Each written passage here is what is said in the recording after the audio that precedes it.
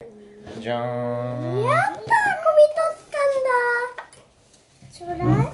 何が入ってるの？小人。これは立体っていうの。立体マグネット。そう。3個ずつね。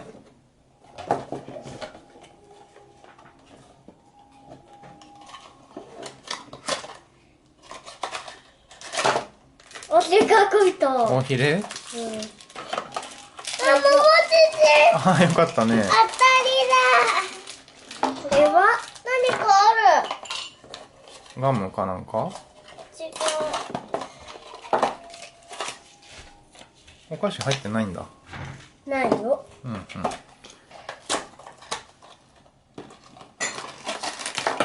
しめじや小人。やったね。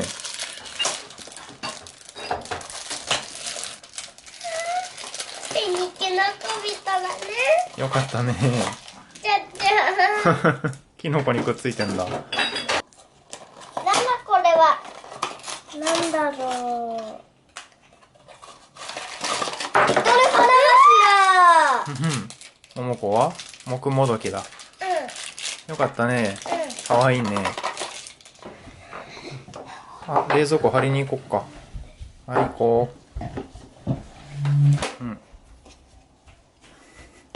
やった。かわいいね。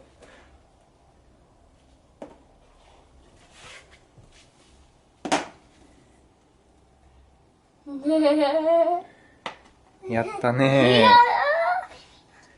ももちちやった。小人の冷蔵庫になったね。小人冷蔵庫。